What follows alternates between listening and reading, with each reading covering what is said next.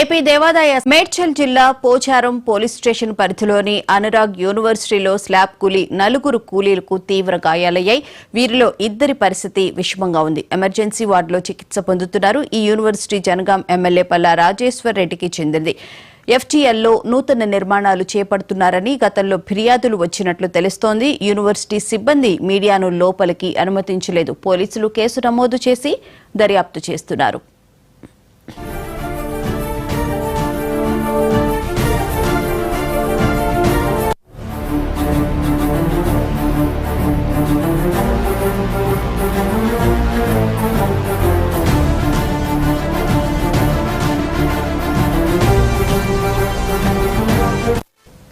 మేడ్చల్ జిల్లా Pocharam police station పరిధిలోని అనురాగ్ యూనివర్సిటీలో స్లాబ్ కూలీ నలుగురు కూలీలకు తీవ్ర గాయాలయ్యాయి. వీరిలో ఇద్దరి పరిస్థితి విషమంగా ఉంది. ఎమర్జెన్సీ వార్డులో చికిత్స పొందుతూ ఉన్నారు. ఇక ఈ యూనివర్సిటీ జనగాం ఎమ్మెల్యే పల్లా రాజేశ్వర్ రెడ్డికి చెందిందిగా తెలుస్తోంది. ఎఫ్టీఎల్లో నూతన నిర్మాణాలు చేపడుతున్నారని గతంలో ఫిర్యాదులు వచ్చినట్లు తెలుస్తోంది. యూనివర్సిటీ సిబ్బంది మీడియాను లోపలికి అనుమతించలేదు. పోలీసులు కేసు నమోదు చేసి దర్యాప్తు చేస్తున్నారు.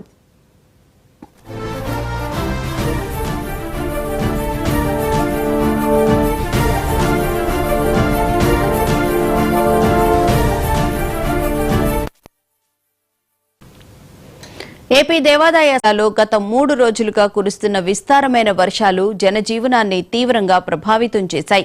భారీ వర్షాలతో నదులు, వాగులు, వంకలు పొంగి పొర్లుతున్నాయి. ముఖ్యంగా ఎగువ ప్రాంతాల్లో కురుస్తున్న వర్షాల కారణంగా ప్రాణహిత, పెన్గంగా నదులు ఉధృతంగా ప్రవహిస్తూ ఉన్నాయి. ప్రాణహిత నదీ పరివాహక ప్రాంతాల ప్రజలు అప్రమత్తంగా ఉండాలని అధికారులు హెచ్చరికలు జారీ చేశారు. ఉమ్మడి ఆదిలాబాద్ జిల్లాలో వర్షాలకు సంబంధించిన మరింత సమాచారాన్ని మా ప్రతినిధి శ్రీనివాస్ అందిస్తారు.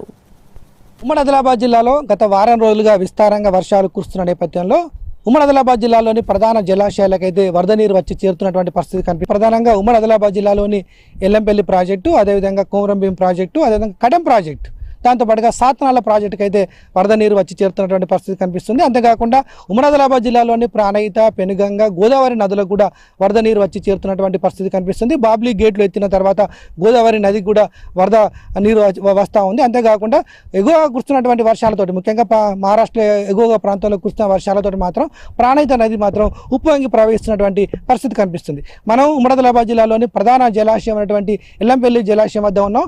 ఎల్లంపల్లి జలాశయం యొక్క నీటి సామర్థ్యం చూసుకున్నట్టయితే 20 టీఎంసీల మేరకు ఉన్నటువంటి ఎల్లంపల్లి యొక్క సామర్థ్యం ప్రస్తుతాన్ని మనం చూసినట్టయితే 9 టీఎంసీల వరకు అయితే వచ్చి చేరింది. మనం అక్కడ స్పష్టంగా విజువల్స్ చూడవచ్చు.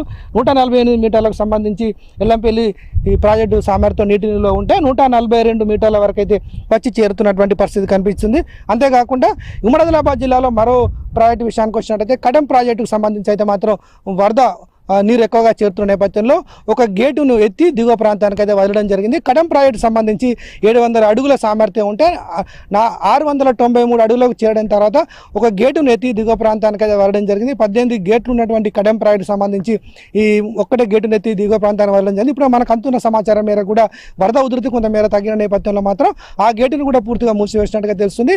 నిన్న వరకు 7,000 క్యూసెక్ల ఇన్ఫ్లో ఉన్నటువంటి కడెం ప్రాజెక్టు సంబంధించి ప్రస్తుతానికి 3,000 క్యూసెక్ల వరకు మాత్రమే వరద నీరు వస్తున్న నేపథ్యంలో ఆ గేటును కూడా మళ్ళీ దించినటువంటి పరిస్థితి కనిపిస్తుంది. ముఖ్యంగా ఉమ్మడి ఆదిలాబాద్ జిల్లాలో మరో ప్రధాన జలాశయం అయినటువంటి కొమరంభీం ప్రాజెక్టుకు సంబంధించి మాత్రం అక్కడ వరద ఉధృతి ఎక్కువ ఉన్న నేపథ్యంలో 3 గేట్లను ఎత్తి దిగువ ప్రాంతానికి అయితే నీటిని వదులుతున్నటువంటి పరిస్థితి అక్కడ స్పష్టంగా కనిపిస్తుంది. అక్కడ 10 టీఎంసీల సామర్థ్యం ఉన్నటువంటి కొమరంభీం ప్రాజెక్టు సంబంధించి 6 టీఎంసీల మేరకు అయితే నీరు రావడంతో అయితే 4, 5, 6 గేట్లను ఎత్తి దిగువ ప్రాంతానికి అయితే నీటిని వదులుతూ ఉన్నారు.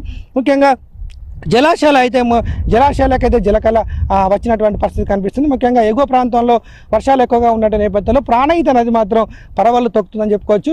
ముఖ్యంగా ఉమ్మడి ఆదిలాబాద్ జిల్లాలోని చెన్నూరు పరిసర ప్రాంతాలు, పరివాహక ప్రాంతాల్లో మాత్రం ప్రజలు అప్రమత్తంగా ఉండాలని చెప్పేసి అయితే జిల్లా ఇన్ఛార్జ్ మంత్రి జూపల్లి కృష్ణారావు, అదేవిధంగా జిల్లా మంత్రి వివేక్ వెంకటస్వామి అయితే ప్రజలను కోరినటువంటి పరిస్థితి కనిపిస్తుంది. ముఖ్యంగా జాలర్లు ఎవరు కూడా నదీ తీర ప్రాంతాలకు వెళ్ళి వేటకు వెళ్ళొద్దని చెప్తా ఉన్నారు. అంతేకాకుండా ప్రాణహిత నదిని దాటి మహారాష్ట్రకు వెళ్ళేటువంటి రాక రాకపోకలు కొనసాగించవద్దు, నాటుపడల ద్వారా ఎవరు కూడా వెళ్లి ప్రమాదాన్ని కొని తెచ్చుకోవద్దని చెప్పేసి హెచ్చరిస్తున్నటువంటి పరిస్థితి కనిపిస్తుంది. విస్తారంగా వర్షాలు కురుస్తున్న నేపథ్యంలో కూడా జిల్లాల కలెక్టర్లను మాత్రం మంత్రులు అప్రమత్తం చేసినటువంటి పరిస్థితి కనిపిస్తుంది. ఓవరాల్ గా ఉమ్మడి ఆదిలాబాద్ జిల్లాకు సంబంధించి మాత్రం మొన్నటి వరకు వర్షాలు లేక ఇబ్బందులు పడ్డటువంటి రైతాంగానికి గత వారం రోజులుగా విస్తారంగా వర్షాలు కురుస్తున్న నేపథ్యంలో రైతులు కూడా హర్షం వ్యక్తం చేస్తున్నటువంటి పరిస్థితి కనిపిస్తుంది. ముఖ్యంగా ఎగువ ప్రాంతంలో వర్షాలు ఎక్కువగా పడడంతో ప్రాణహిత నది పరవలు తొక్కుతుంది. ముఖ్యంగా బాబ్లీ గేట్లు వెత్తిన తర్వాత గోదావరి నది కూడా జలకళను సంతరించుకుందని చెప్పుకోవచ్చు. ఓవరాల్ గా ఉమ్మడి ఆదిలాబాద్ జిల్లాలో మాత్రం ప్రాజెక్టులకైతే జలకళను సంతరించుకుందని చెప్పుకోవచ్చు. వీడియో జర్నలిస్ట్ సంతోష్ కలిసి శ్రీనివాస్, ఎల్లంపల్లి ప్రాజెక్టు నుండి.